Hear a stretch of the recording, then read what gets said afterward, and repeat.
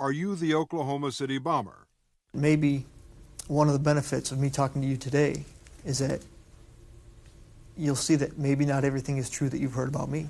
On the morning of April 19, 1995, a decorated Gulf War combat vet blew up the federal building in Oklahoma City using a truck bomb that he didn't build in a Ryder truck that he didn't rent with the help of a passenger who didn't exist. Having just gotten away with the largest act of terrorism on U.S. soil to date, the Fort Bragg-trained Special Forces Sheep Drip Dropout blended in with the crowd by making his getaway in a car without a license plate and was immediately pulled over. The ATF was the supposed target of the attack, but luckily all of their agents were out of the office that morning. Later that day, the president boldly declared, "We will find the people who did this. And when we do, justice will be swift, certain, and severe."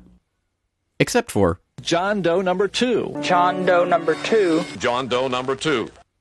Who, according to the FBI, never existed. In McVeigh's unprecedented 3.5-week trial, the prosecution didn't show the CCTV footage of him and John Doe number 2 parking the Ryder truck. Didn't explain why 24 separate witnesses mass hallucinated the existence of John Doe number 2. Didn't explain why the government was testing truck bombs and the Army was storing Ryder trucks at Camp Gruber right before the bombing, and didn't talk to the FBI informants who blew the whistle on the plot. But they did collaborate with the CIA, and they did convict McVeigh as the lone wolf bomber and Terry Nichols as his bomb-constructing accomplice. Still, a bunch of crazy conspiracy theorists, including 300 bombing victims, insist on talking about facts and evidence and refuse to simply believe what they've been told a million times by people in tailored suits with well-coiffed hair. They quote the U.S. Army Brigadier General and the FBI crime lab whistleblower and the inventor of the neutron bomb who point out the physical impossibility that the Ryder truck bomb did the damage to the building, but that doesn't matter because if there were other bombs in the building that day, we would have heard about them.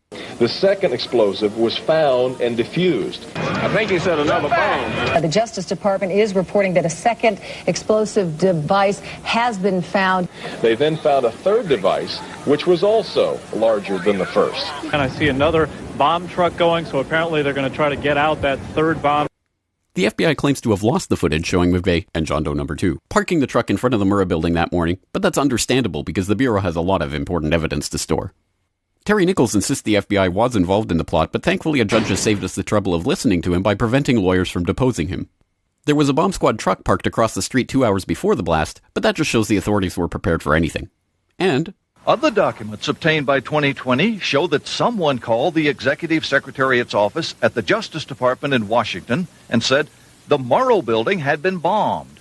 But this was 24 minutes before the blast. But that just shows the public was unusually vigilant that morning.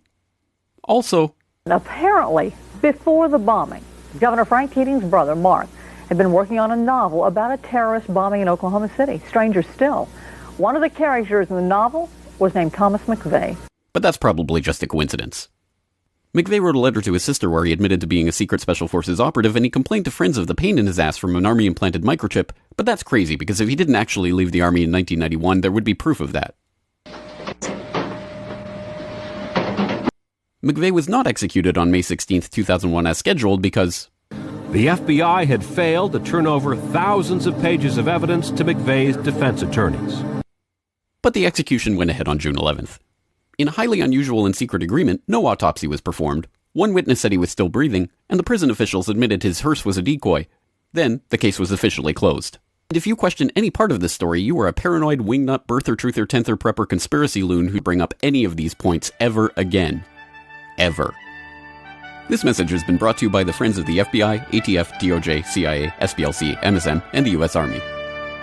And remember, ignorance is strength.